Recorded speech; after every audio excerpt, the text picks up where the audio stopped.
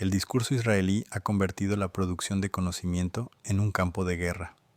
Las universidades, los centros de investigación y las publicaciones especializadas funcionan como extensiones del aparato ideológico del Estado. Bajo el lenguaje de la ciencia y la objetividad se despliega una maquinaria de legitimación que traduce la ocupación, la vigilancia y la exclusión en seguridad, defensa o modernización. Es la forma más sofisticada de la Hasbara, no solo propaganda política, sino una ingeniería del pensamiento. En ese contexto aparece la obra del antropólogo palestino Nasser Abu Farja, nacido en Al-Jalama, cerca de Jenin. Su trabajo no es un estudio etnográfico más, sino una grieta dentro del dispositivo que intenta sostener la versión oficial de la realidad. Abu Farja escribió The Making of a Human Bomb en pleno auge islamófobo después del 11 de septiembre. En esos años se repetía por todos lados que el terrorista suicida era producto natural del Islam, como si la religión tuviera una inclinación genética hacia la muerte. Abu Farja desmonta esa narrativa desde la vida palestina bajo ocupación. Su investigación muestra que los atentados no nacen de una teología, sino de una realidad que anuló toda posibilidad de vivir. Cuando un pueblo es empujado a la no existencia, el cuerpo se convierte en su último lenguaje. El libro no romantiza la violencia, la entiende como síntoma. Devuelve a la muerte su dimensión política, sin moralismo ni disculpa. Años después, Abu Farja siguió la misma línea desde otro frente. Organizó redes de comercio justo con productores de aceite de oliva, moviendo la resistencia del cuerpo al territorio, de la autoinmolación a la reconstrucción material. La respuesta más agresiva vino de Anat Berko, doctora en criminología por la Universidad Bar Ilan, ex oficial del ejército israelí y figura recurrente en los foros de antropología del terrorismo. Aunque no es antropóloga, adoptó ese lenguaje de lo cultural, rituales, códigos de honor, cultura del sacrificio, para vestir de etnografía su trabajo carcelario con prisioneros palestinos acusados de atentados suicidas.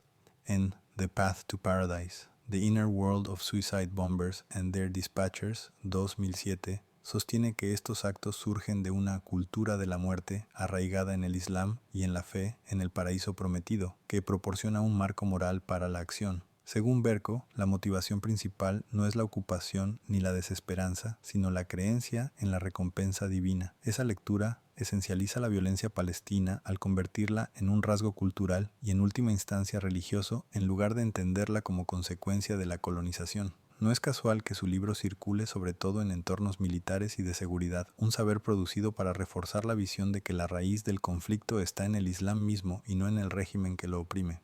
Lo paradójico es que su crítica confirma lo que el pensamiento de Abu Farja denuncia. Para el aparato israelí y su academia militarizada, comprender ya es traicionar.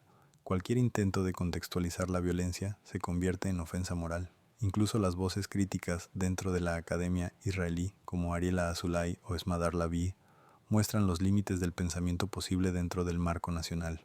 Ambas denuncian el racismo interno, las jerarquías étnicas y la maquinaria patriarcal del Estado, pero su crítica rara vez atraviesa la frontera hacia la cuestión palestina. Es el signo de una hegemonía más profunda, una ingeniería del pensamiento que produce incluso sus propias disidencias, permitiendo cierto grado de autocrítica sin tocar el núcleo colonial que sostiene al Estado.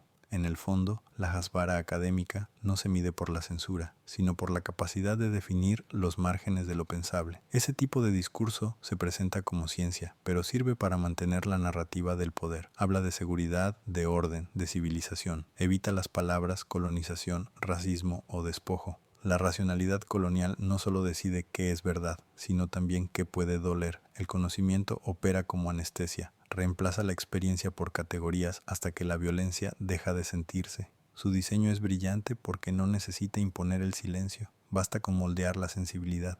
La Hasbara no solo controla los hechos, sino también las emociones posibles.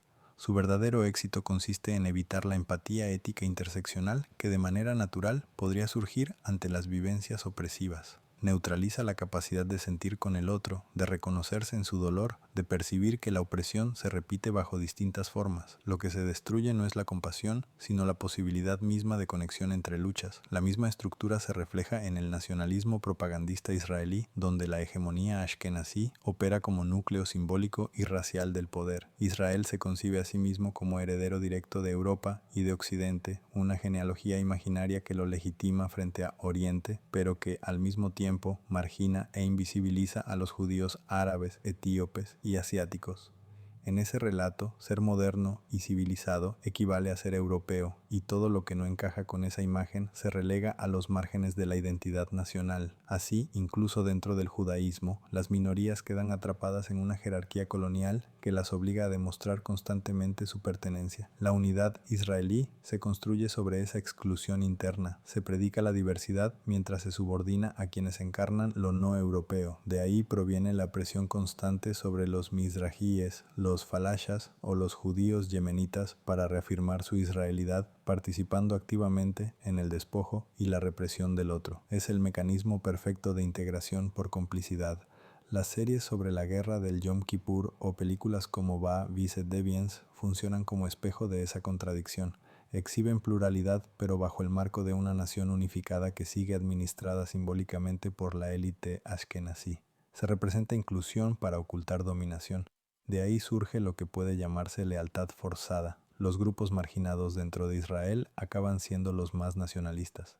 Mizrajíes y falashas compiten por demostrar patriotismo, igual que ciertos migrantes en Estados Unidos que, una vez integrados, se vuelven anti-inmigrantes. El sistema logra que los de abajo vigilen su frontera moral y cultural. La negación del otro palestino es, en realidad, la proyección hacia afuera de la misma jerarquía que Israel reproduce hacia adentro. La violencia que sostiene la ocupación no solo administra territorios, también fabrica identidades, define quién pertenece, quién debe probarlo y quién puede ser eliminado. En ese espejo, el cuerpo palestino encarna la sombra de todas las exclusiones internas que la nación niega. Esa ingeniería del pensamiento no solo domina lo que se dice, sino también lo que puede sentirse, imaginarse o doler. Pensar esa continuidad exige descolonizar la mirada y el lenguaje. No basta con denunciar el poder, hay que desactivar la forma en que el poder piensa por nosotros. Solo entonces, en el punto donde la palabra y el cuerpo vuelven a tocarse, será posible mirar sin repetir la ceguera del Estado.